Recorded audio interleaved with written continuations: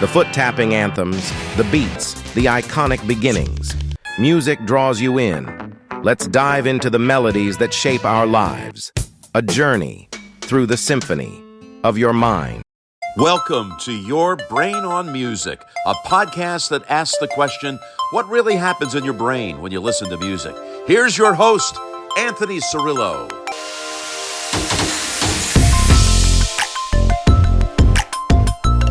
Thanks, Jim Nance, for that great introduction, and welcome everybody to the podcast, Your Brain on Music, a show that explores what happens in your brain when you listen to music.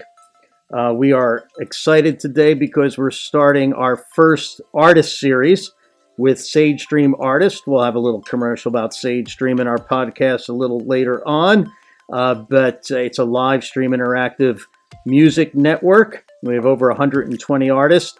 And it happens that today I have one of my great colleagues, Nick DeMatteo, on. He's also a substitute host for me when I cannot do the shows, and so he's well versed as a podcaster. But Nick is a singer, songwriter, multi-instrumentalist, music producer, and sound editor. His band Rec has released over a dozen albums, and he's written and produced for several films and shows.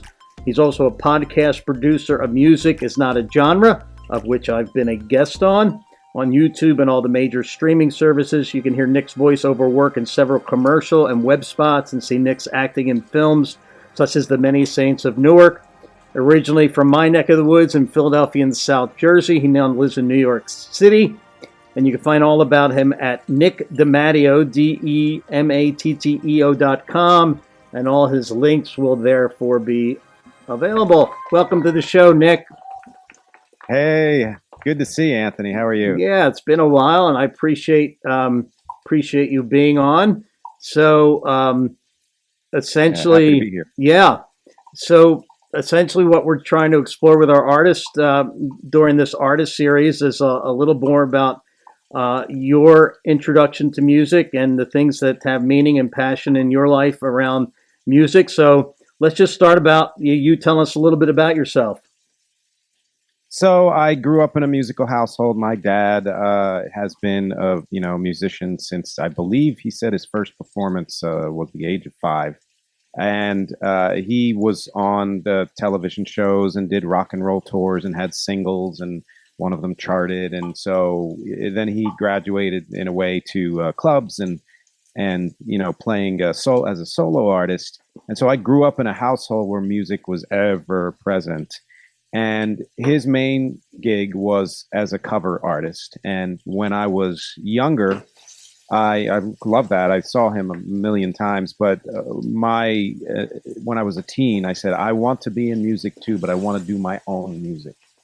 So I had been writing songs. I wrote my first song when I was 6 years old, and started recording them in my teens in some studios, and then self-recording, and that's kind of where things have gone since then. I've just, songwriting and singing and producing have been my passion, ever since I was probably 14 at the latest. Sure. And so what instruments? What is your instruments?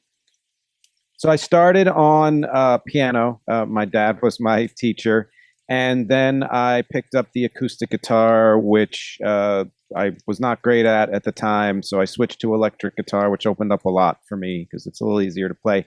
And then later on, much later on, I picked up bass. And that happens to be the instrument I'm playing the most in the bands I'm in right now. I fell in love with it, everything about it. So that's kind of my main, performance instrument at the moment. But when I'm recording, I'm playing all the instruments. I just started doing drums. As a matter of fact, I wouldn't call myself a great drummer, but I'm serviceable. And of course, singing is my top instrument. So.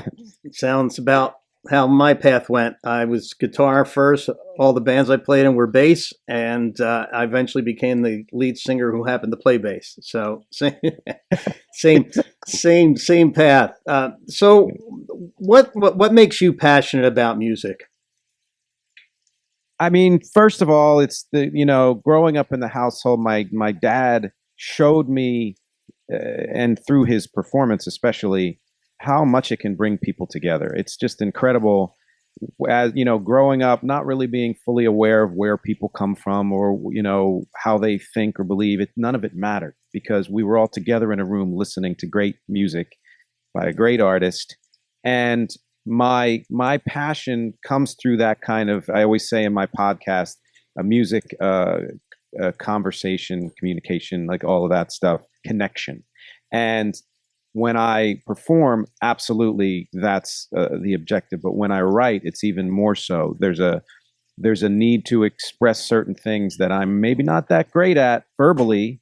Give me a chance to write it, and I'm okay. But in music, things come out that I would never have been able to express otherwise. So it's just this world that it goes even beyond language. It's universal. It just connects everybody.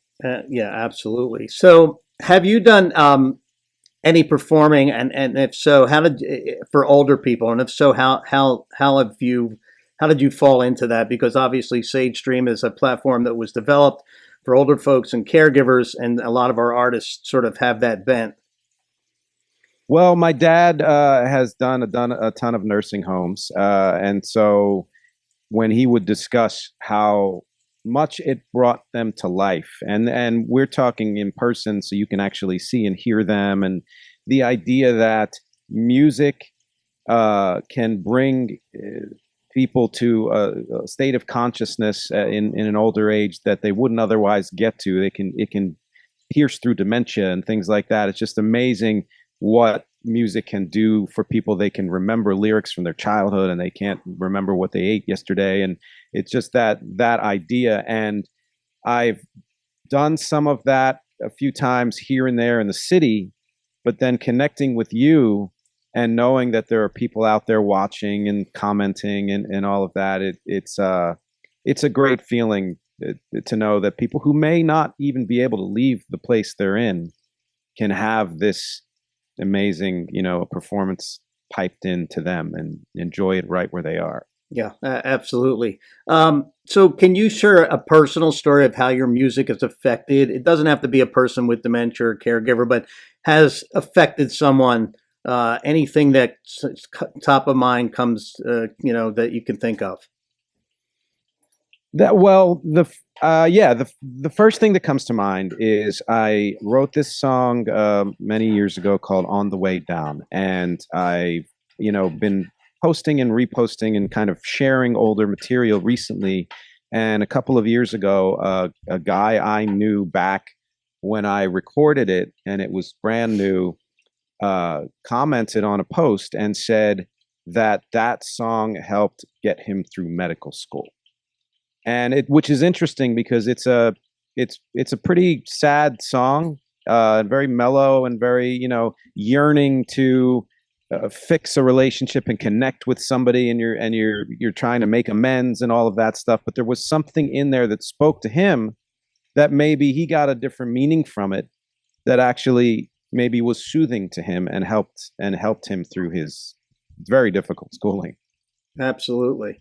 So, the original premise of our of the show is to we were going to take an iconic song per week and kind of dissect it from various viewpoints, and we're going to still stick to that. But to really get the great perspective on that is we need a neuroscientist or two to kind of weigh in as well as a musician.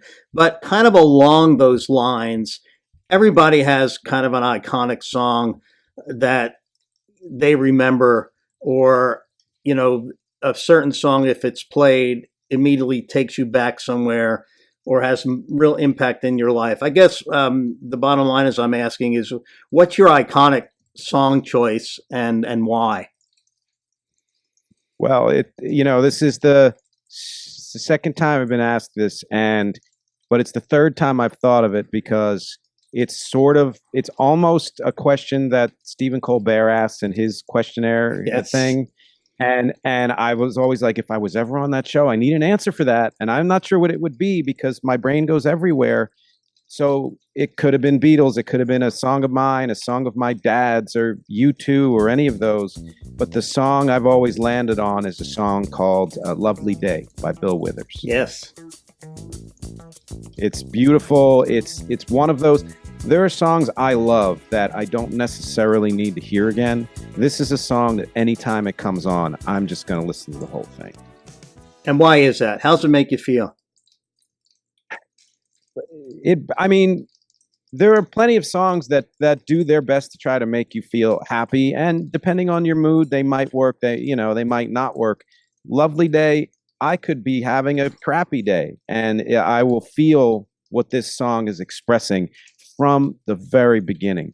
There's a heart to it, and when you listen to the lyrics and hear that there's a bit of maybe struggle or conflict within the lyrics, but the answer is always looking at this person you love and saying that's what makes this day a lovely day, and the way the music is, and anything that has funkiness to it always gets my insides going too. Exactly. And so that's not a new song, right? So why do you think songs like that endure? I think it's this mix of simplicity and complexity in the sense that when you hear it, you understand it right away. But if you keep listening to it, there's more and more that you discover. And it's a goal I have with my own music, whereas I don't want to make things so complex that it takes you 10 listens to figure it out. But I do want to make them complex enough that if you listen to it 10 times, you're still into it because there's something else you're discovering there. And you can't get over the fact that every single thing Bill Withers ever did just came straight from his soul. Absolutely. And it is a layered experience. It's kind of interesting. And so you've kind of hinted to the fact that that kind of songwriting influences your songwriting as well. Yeah. Oh, yes, absolutely. I mean, from the sense of anything 70s kind of soul and funk, I've woven into parts of my music, or the idea that he found a way to express something universal by making it personal. And that's, I think, one of the best ways to write a song. It's not the only way, but it's one of my favorite ways. Yeah. And you kind of alluded to this, but the fact that the funkiness of it contributes to the memory, having, you being able to remember that. Is there anything else about the song, in its instrumentation or structure that kind of strikes you? Well, I love a song that has a distinctive bass line. I love a song that has horns. I'm a big fan of horns, big, old Chicago and bands like that. But there's, and yes, anything that has a beat that in a sense is almost mimicking like the human heartbeat and all of that. But there's the pre-chorus. When I look at you, the world is all right with me. Those chords are not simple.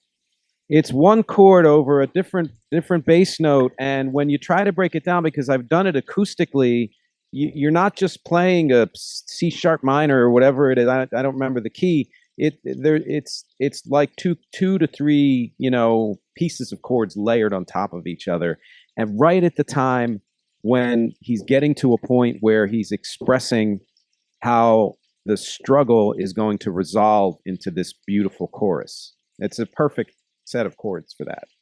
Yeah, absolutely. So, thank you for that and sharing. It's hard to hone in on the one song, and don't ask me to do that because I've not prepared myself to be the one that is being interviewed, because it might change on any given day. But I could tell you, just listening to music, and we listen to music a lot in our household. In any given day, there'll be 3 songs that come on. You just stop in your tracks, and you could remember, where you were or what meaning it has for you. And now this message. Introducing SageStream, a dynamic platform offering live, interactive, real-time music video streaming tailored for older adults. Here's how we elevate the experience. Enjoy a rich variety of live performances, complemented by rebroadcasts and a comprehensive archive of past shows. Access over 100 top artists from around the world, including sought-after talents like Ben Morrow, guitarist for icons like Cher and Lionel Richie. Explore a wide range of musical genres such as jazz, rock, blues, classical, standards, opera, and beyond. Engage directly with artists through song requests and personalized acknowledgments, fostering connections through chat and text interaction. No hardware necessary. Simply sign in with a username and password from any device or smart TV, ensuring hassle-free accessibility. Keep your loved ones connected and engaged, combating isolation and fostering a sense of community. Elevate their quality of life with exciting and uplifting musical experiences that bring joy. Senior living providers offering SageStream provide many benefits. According to a University of Michigan study, 4 in 5 older adults watch musical performances on the internet. They report stress relief, relaxation, joy, improved mental health, memory stimulation, and enhanced motivation and energy. SageStream saves planning time. It is a powerful sales tool and boosts net promoter scores. Having SageStream readily available proves invaluable in various scenarios, such as when entertainers cancel, during health emergencies, and for filling challenging time slots. SageStream, where music meets connection, enhancing lives one tune at a time. You mentioned kind of the Colbert questionnaire, as they say, and that's I sort of took some of the inspiration for this next section of the podcast, what I'm calling my lightning round. So Connie Tomaino, who I'm actually going to be speaking to next, is co-founder with Oliver Sacks of the Institute for Music and Neurologic Function, of which I have the pleasure of serving on the board. And she has a book called Music Has Power. And it's basically a layperson's music therapy guide. Any person could pick this up and learn how to use music in their day-to-day lives for health and wellness. But she outlines ways where caregivers or anybody can hone in on the music soundtrack of their life. And of course, I've prepped you a little bit with some of the questions that she has in her book that help, for example, a caregiver who wants to put a custom playlist together for mom or dad to kind of hone in on what that playlist looks like through these questions that I'm going to shoot at you. And then in our daily lives, you know, there's behaviors we have every day when we wake up or when we're working or before we go to sleep. And, you know, how does music influence or contribute to any of those situations? So I'm just going to throw them at you, and you've prepped, so I'm waiting for the answers. So A, do you have a favorite type of music? Well, so my first answer was to this was no, because if you listen to any of Rex's music, it goes everywhere, and that's because my tastes go everywhere. But then I thought further, because I like to answer questions, and what it is any music, and it doesn't mean I don't like music other than this, but for me, the favorite is any music that emphasizes the song over the performance is music that I love. That somehow emphasizes the integrity of the song, no matter who's singing it, original, cover. That's my favorite type of music. Got it. What music did you listen to when you were young? You were exposed to a lot with your dad being a musician. Yeah, and he had a turntable, and he'd put a stack of LPs on there, and so it's interesting because I do remember a ton of the things he played, but I also remember that he had a Latin jazz on top of a classical, and he loved old, he had every single Beatles album, and he loved all the standards, the Great American Songbook.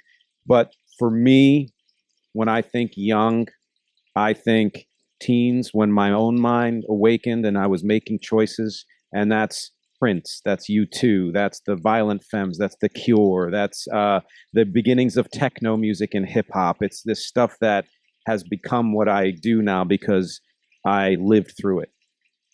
Yep. And I'm a little bit older than you, so I go back 10 years from there. So Exactly. Yeah. Exactly. So did you have a favorite singer or band growing up? Well, Beatles number one, and then I would say U2 is a close second, and Prince would be right behind that. Yep. Love U2. Love the guitar playing on U2. I love to do those songs because they're just fun to play. Did you have any experience singing in choirs or in church or anything like that?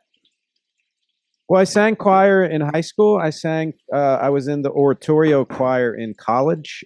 We did a lot of the, like Bach and the masses there. We actually did a mass written by Dave Brubeck, and he and his trio performed the mass with us. So Oh, that was wow. an amazing experience. Yeah.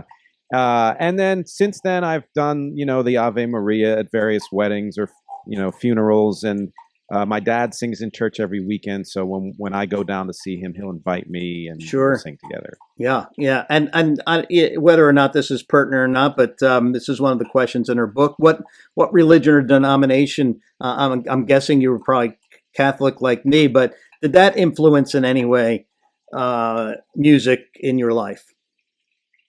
I mean, I think so because there was music at least half of the masses I went to when I was a kid. And at the time, it was either the traditional, whether you mean early 20th century or even earlier, or it was an era when they were doing a lot of kind of, granola acoustic songs and all of that. And it was cool that during that time, and maybe it's the same now, there was such a mix of music even within a Roman Catholic mass.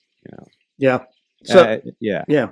So obviously you're from New York. So do you like Broadway shows, musicals, classical? You're exposed to so much culture there. What do you tend to enjoy or go to when you have the chance? Usually it'll be a band I've followed I want to see, but I've seen, my wife and I talk about how we have not seen half the musicals we want to see. But of the ones I've seen, more recently, Hadestown has been amazing. But I'm a big fan of Avenue Q from the 2000s and just amazing.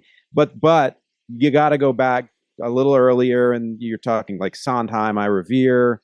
Les Mis was a huge one for me when I was younger, and when I was even younger than that, to me it all started with West Side Story. West Side Story. There you go. Did you have any favorite TV shows growing up? And can you remember any TV show themes that as soon as you hear them, it takes you right back to the TV show?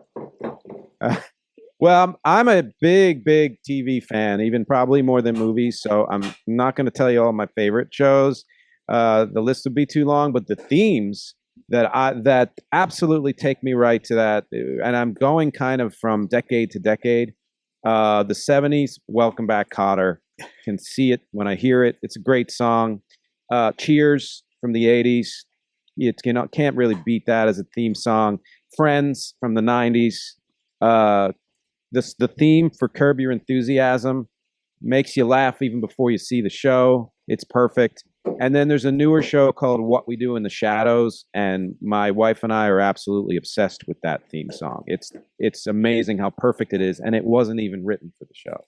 Wow. I'll have to check that one out, but I like the way you took us through the decades. Do you remember your first concert? It would be my dad for sure.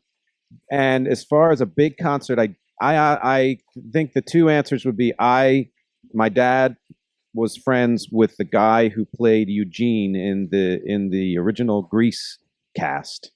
And I got to sit backstage and watch Grease from behind the curtain there. But I would say, as far as concert, it was U2. When I saw U2 in Philly on the floor, Oh, wow. That was probably more of a religious experience than going to church. Yes. Well, yes. My wife and I are going to go see the Eagles in Vegas at the Sphere in September. So I'm hoping that reaches those heights as well. So do you like to dance, and do you have a favorite song to dance to? Well, for a lot of years, I was a secret dancer, and then I got remarried recently and danced like crazy. And some of my friends who've known me for a while said, "Oh my God, I didn't know you can dance." I'm like, I didn't know that either. But to me, anything I will make up a dance for anything that has a beat, whether it's slow or fast. I love that. Are you into classical music? And if so, any particular composers that you enjoy? My favorites would be Chopin. just as a pianist. It's just, you can feel it while you're playing it. Bach and to a degree Beethoven and Mozart, but then from the last century, Aaron Copland just takes me away every time I hear him. Awesome. So you mentioned dancing and weddings. So what song did you dance to at your wedding? Well, my first wedding, I actually danced and sang to the Beatles' "Oh Darling," and I kind of sang it, to my then wife, and got on my knees and the whole thing. But this second one, almost everything was a danceable song, but I remember Dua Lipa in particular because my kids are really into her, and the fact that we're all into her was a way that we connected. Yeah, absolutely. Do you still have any records, tapes, or CDs? Yeah, I have them all. I gave away a large part of my CD collection when I moved a few years ago, but I still have at least 600 of those. Wow. And then I have maybe 200 or so LPs, and then probably more cassettes than LPs. Yep. Yeah. I still wish I had the record albums, but all right. Yeah. Now this is the true lightning round, and answer the ones that you can. Okay. What music do you use to wake up to, if any? None. I either wake up naturally or I use an alarm. Okay. Do you have any pets? Or if you're walking them or taking care of them, any music? Yeah, Olga is our dog, and no, that's my time to take an ear break because I do so much music at home. It's nice to just be out in the world, more peaceful, Okay. How about when you're working out? I do workouts from a couple different sources, and they have music on there. And the one is it's from like Britain and Australia, and I like that because it's music I don't tend to hear. But the other one is from right around the corner, and we do like online, workouts with them, and they do kind of their main thing is new remixes of old music. So they'll do like a dance version of Cyndi Lauper's "Time After Time" or something like that. Yeah, there's nothing like good music when you're working out. That's for sure. How about in the car? You listen to music or podcasts or what? Or anything? I do both. Yeah. But yeah, I listen to everything. But the music, when I have to drive my son back to Cleveland to move him into school again, and usually what I'll do when I'm alone and coming back is I'll go through catalogs of bands that I love that I haven't heard in a while. It's sort of like a comfort indulgence, like Chicago, for example, going back to their first, like 8 or 10 albums. Yeah, exactly. Loose track. Chicago Transit Authority. Yep. Yep. Well, I learned how to play bass from Pete Cetera, just listening to all those lines. Oh yeah, awesome. Your work is music, so I'm not even going to ask you that. If you're on the computer or just doing work on the computer, do you listen to music? Not usually, but if my wife's in the other room in her office, she's got something on, I'll listen to that. So when your kids were younger and you were taking care of them, any music that you share with them or sang to them or anything like that? Well, there was all those at the time the VHS really of like Baby Mozart and Baby Bach and all of those we did. And then they started coming out with CDs of like, Nirvana for children, and it'd be like lullaby versions of, or other bands like that. But as they got older, they got me into music. So they'd listen to Katy Perry and the people from like the late 2000s, early 2010s. And it kept me connected to the music that's still happening. Yeah, that's awesome. It's great when it works both ways, right? Yeah. So have you ever been in a caregiving situation where you've taken care of a loved one and music has had some impact or played a role? Not directly. My dad told me a story that when his father was dying, he was at his bedside singing to him, which would make sense. But no, I haven't had to, fortunately take care of anybody like that. Well, that's good in many ways. So let me, these are more mood related. So if you feel overwhelmed, do you have a particular type of music that you listen to calm you down? Yeah, music that's as loud and heavy as possible. I want the music to overwhelm my feeling of being overwhelmed. So if it's more frenetic than my insides, it makes me feel like I'm okay. You know. Got it. And would that apply to kind of these other questions, like when you need to relax? Same thing. Kind of. I mean, for me, it's jazz. It's and not smooth jazz, like straight ahead jazz. My favorite era would be 50s through 70s, probably. You know, anything from there. That gets me relaxed every time. How about when you feel like celebrating? What's your go-to? Oh, for me, it's U2. It's this band from Britain called the Wombats. Who've been around for over 20 years now. One of my favorites. They everything they do makes me feel up. But the thing that makes me feel most like I'm celebrating is if I'm with somebody and there's something that they like that we both like, sharing that with them, it gives me tingles. Yeah, sharing music with others is absolutely the best. Well, you made it through the lightning round. So being do you have any recommendations for further exploration into music appreciation or understanding for our listeners? So I do some of my podcast episodes on books, and two of them that just blew me away for different reasons. There's a guy, a journalist, his name is, I think it's pronounced Kelafasana, but the name of the book is Major Labels. And he basically breaks down genre by genre the music that he came to know and love and cover from pretty much the 80s through, or even before the 80s.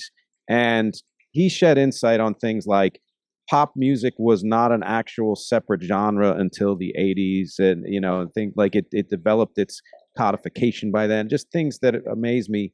But the second book, I think, which connects a lot to what you're doing, is a guy named Nolan Gasser, who worked on the music genome project for Pandora when it was developing. And he wrote a book called, and he's a composer too, he wrote a book called Why You Like It, The Science and Culture of Musical Taste.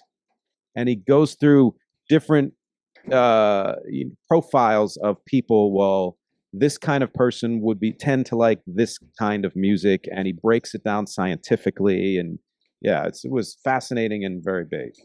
That's awesome. And did that first book influence kind of the name of your podcast?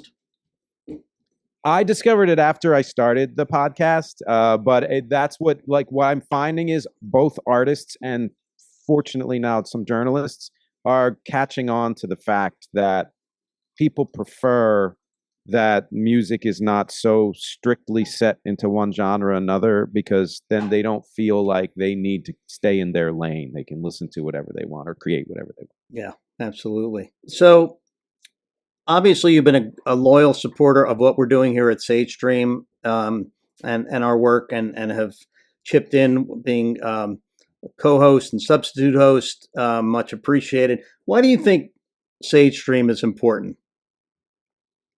I mean, I kind of want to repeat some of what I said before, which is we are, and you are in particular, and all the artists are catering to people who don't necessarily have access to live performances or live presentations and the other things. When I hosted once, when the woman did like cosmology and all that stuff, it was absolutely incredible. And to be able to take this audience that is captive and sometimes in ways they don't want to be, and bring the world to them. I mean, there's almost nothing more important. Well, thank you for that.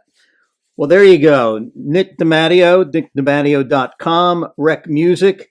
Thank you for being a guest on Your Brain on Music. It's greatly appreciated. Thank you for having me. It was a real pleasure talking to you.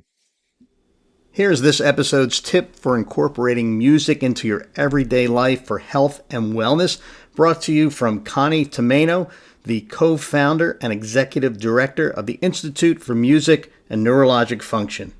Here's a good tip to help you if you have sleep problems or trouble falling to sleep. One of the things we know about music is that rhythm entrains how our mind works and how our body responds. And so we know that slow rhythms actually slow down our mind, slow down the brain activity in our mind, and puts us into a more relaxed state. And so think about songs that help you feel relaxed and create a playlist that you play for a few minutes before, while you're in bed, before you want to fall asleep. And that should help put you into a better state of mind as well as a more relaxed state. And that should ease you into a better sleep. Here is this week's listener's musical memory. My name is James Skarnikat. I entertain seniors professionally in long-term care and retirement homes all across Canada. I'm a contractor to rec therapy departments coast to coast, and I have a long history in the senior living industry. I used to be a nutritional manager, and I jumped to recreation. Well, it was 14 years ago exactly that I switched to recreation, and I've been providing music programs coast to coast professionally ever since. And it's been probably the most heartwarming experience of my life. And I want to tell the brief story about the time when this fire was lit underneath me. I credit a fella, an older fella in a long-term care home.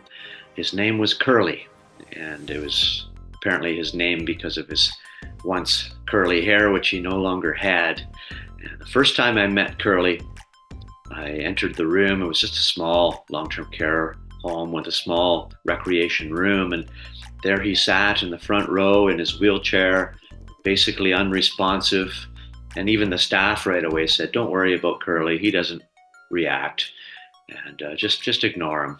So I launched into my program, starting a little bit soft as I always do, and then I build it up slowly and gradually, just so I don't shock the residents, and always mindful of my volume and so on. But Curly sat in front of me, and he seemed to be pretty sluggish, just slumbering away.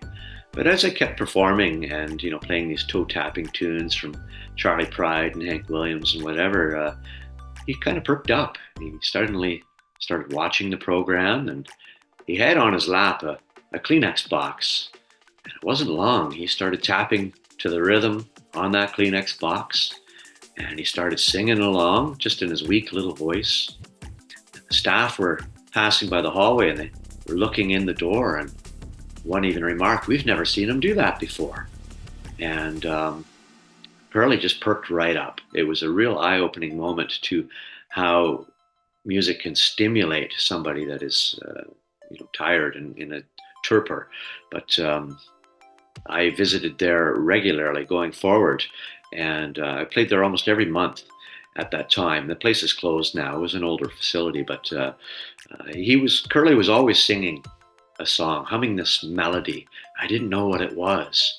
And about 3 or 4 programs later, he just happened to have a family member in the room, and she knew what the song was. It was called "When I Grow Too Old to Dream," a 1930s classic, a beautiful song. So once I knew what the melody was, I immediately went home, researched the song, printed the lyrics, prepared it. And the next time I was there, I played it for Curly, and the response was incredible. He was singing along. I played it for him several times, that program. I played it every program subsequently, even at Christmas time, after Jingle Bells, I'd play when I'm too old to dream. And I just couldn't not play it for dear Curly. And he was in my audience for a couple of years, always a little bit more sluggish and a little more slow. And then sadly, one day, as to be expected, I arrived for another concert, and he was no longer seated in the room. And I knew that he had, let's just say, moved on. But I credit Curly for teaching me not only that song, but teaching me the value of these songs that seniors love, how important it is to their spirits, to their souls, to their energy, to their mental health, just the reverie and the memories that are created as they get to hear these great old songs. And it's so important that they be surrounded by the music that they recognize. So thank you, Curly, for teaching me the value of music for seniors. Your Brain on Music was written, produced, and created by me, Anthony Cirillo, with original music from Ariel Soul, a great harpist. You can find him at arielsoul.com, ARIELSOL.com. Please subscribe to our group, Your Brain on Music, on Facebook. And of course, you can download this podcast from all of the typical and normal podcast providers. So we hope you subscribe to our podcast and listen to it. We'll be featuring many great artists and neuroscientists talking about what happens in your brain when music is played. Until next time, thanks a lot.